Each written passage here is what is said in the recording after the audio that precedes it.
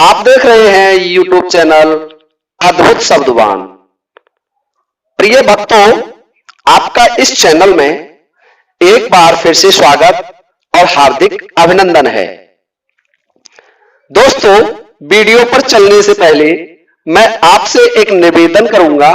यदि आपने अभी तक हमारे चैनल को सब्सक्राइब नहीं किया है तो कृपया चैनल को सब्सक्राइब जरूर कर लें, क्योंकि मैं आपको ऐसे ही इंटरेस्टिंग वीडियोस लाता रहता हूं। और दोस्तों, आज भी जो वीडियो लेकर के उपस्थित हुआ हूं बहुत बड़ा इंटरेस्टिंग है, अच्छा है और हमारे एक महान विद्वान श्रोता का एक प्रश्न है। तो दोस्तों, आज का जो कमेंट लिया है उस श्रोता का नाम है, जो सब्सक्राइबर बंधु हैं हमारे, उनका नाम है सौरभ उपाध्याय। तो सौरभ उपाध्याय जी एक प्रश्न पूछते हैं और वो प्रश्न लिख रहे हैं, वो मैं पढ़ रहा हूं।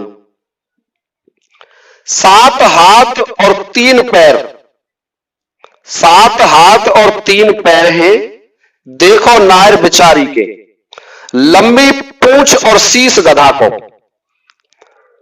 लंबी पूंछ और शीश गधा को, पुरुष नहीं व नारी के। दोस्तों, सौरभ उपाध्याय जी ने बहुत अच्छा प्रश्न पूछा है।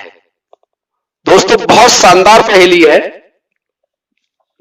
और अब हम इस पहेली का जो सामान्य अर्थ करके देखते हैं तो कोई ऐसी स्त्री है जिसके 7 तो हाथ है और 3 पैर है, देखो नार बिचारी का, अर्थात उस स्त्री के, और उसके एक पूंछ भी है, लंबी पूंछ है, और उसका मुख है, शीश है, वो गधे का है, पुरुष नहीं बा नारी के, और उस नारी के कोई पुरुष भी नहीं है, अर्थात उसकी शादी भी नहीं हुई है। तो दोस्तों, आइए अब जानते हैं हम इस पहेली का अर्थ।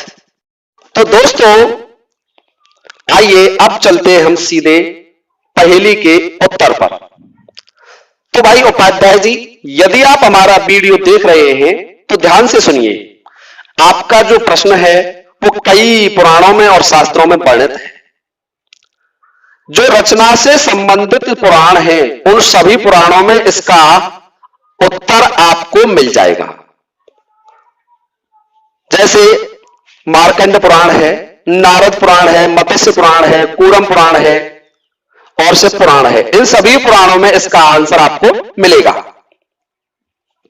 दोस्तों, एक बात मैं और कह देना चाहता हूं आपको कि कुछ जो पुस्तकें हैं उनका वर्जन छोटा होता है पुराणों का या शास्त्रों का, कृपया उनमें ना देखें। जो बड़े वर्जन वाली पुस्तकें हैं उनमें देखें आप।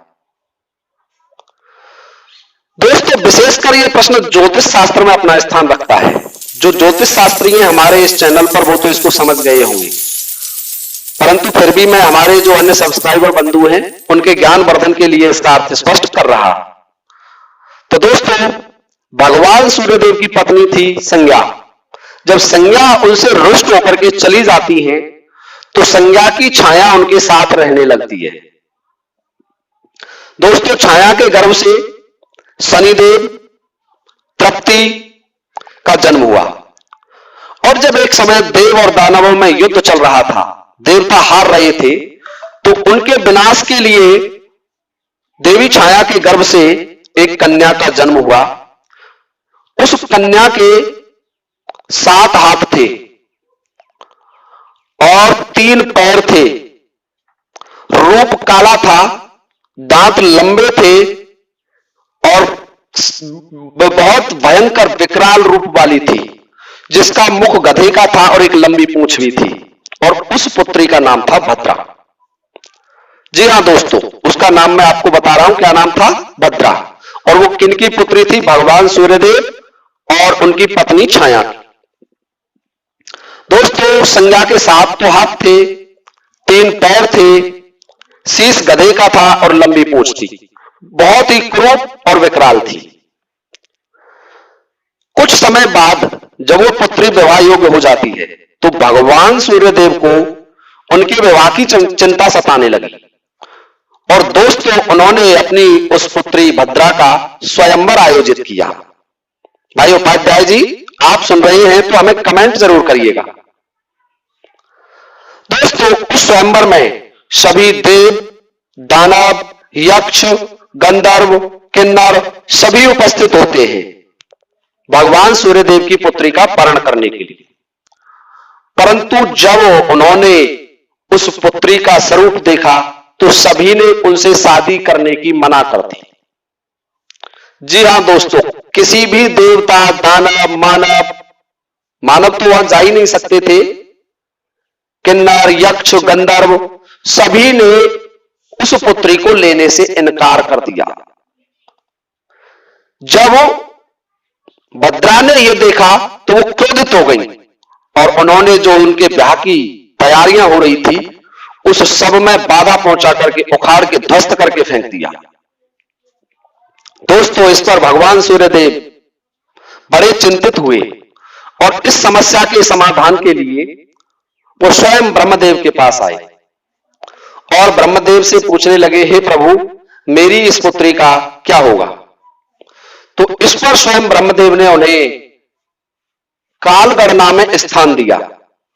जी हां दोस्तों, जो ज्योतिष शास्त्री हैं वो जानते हैं इसको। काल गणना में स्थान दिया कि आपको कुछ नक्षत्र, कुछ घड़ियां मैं प्रदान करता हूं और आप जो भी लोग आपसे रुष्ट रहेंगे आप उनका विनाश करती रहेंगी, आप उनका कार्य सिद्ध नहीं होने देंगे। तो दोस्तों, भद्रा वैसे देखने में बहुत अच्छा सुंदर नाम लगता है, लेकिन भद्रा के गुण इसके विपरीत हैं। ज्योतिष शास्त्री इसको जानते हैं। जब भद्रा को ब्रह्मा जी ने ये वरदान दे दिया तो वो अब सभी राशियों में और तीनों लोकों में भ्रमण करने लगे। ज्योतिष शास्त्र के अनुसार भद्रा अलग अलग राशियों में और तीनों लोकों में घूमने लगी और वो चंद्रमा के अनुसार इस प्रकार से भ्रमण करती है। जब चंद्रमा कर्क, सिंह, कुंभ और मीन राशि में होता है तो भद्रा मृत्यु लोक में होती है, जो विनाशकारी होती है, सबसे ज्यादा विनाशकारी होती है मृत्यु लोक में। जब चंद्रमा मेष, वृष, मिथुन और वृश्चिक राशि में होता है तो भद्रा स्वर्ग लोक में होती है। जब चंद्रमा कन्या, तुला, धनु और मकर राशि में विद्यमान होता है तो भद्रा पाताल लोक में होती है।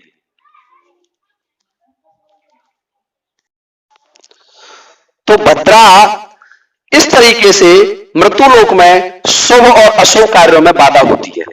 तो दोस्तों, शुभ कार्यों में विशेषकर जैसे मुहूर्त है, मकान का निर्माण है, विवाह समारोह है, उत्सव कार्य हैं, उनमें यदि हम भद्रा नक्षत्र में करते हैं तो भद्रा उनमें बाधा पैदा करती है।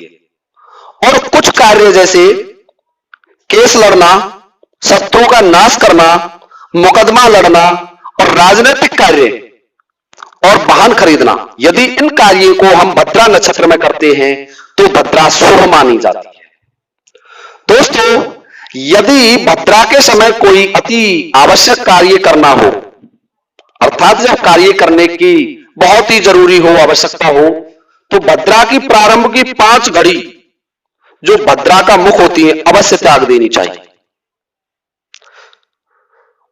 भद्रा की 5 घटी होती है वो तो मुख में रहती है, 2 घटी कंठ में होती है और 11 घटी हृदय में रहती है और 4 घटी भद्रा की पुच्छ में स्थित रहती है। जी हां दोस्तों,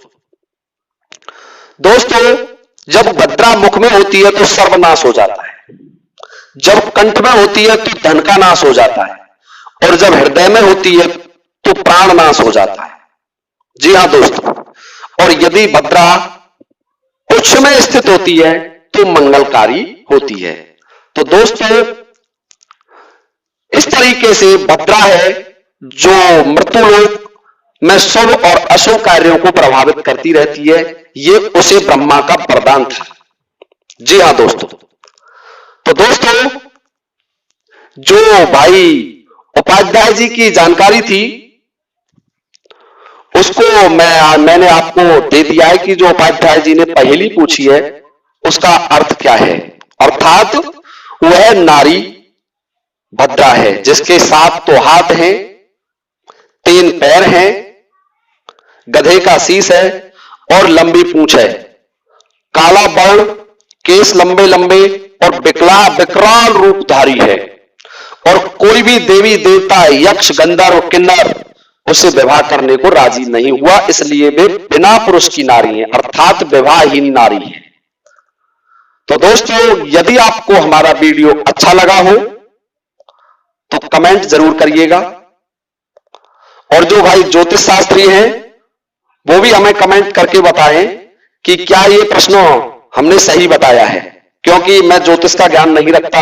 आपको ये भी स्पष्ट कर दूं कि कहीं आप मुझे ज्योतिषी समझें, मैं ज्योतिष शास्त्र का ज्ञान नहीं रखता हूं, पर फिर भी मैंने भाई उपाध्याय जी के प्रश्न को बताने का प्रयास किया है। दोस्तों, वीडियो को लाइक करें, शेयर करें और चैनल को सब्सक्राइब करना ना भूलें। धन्यवाद। जय हिंद, जय भारत।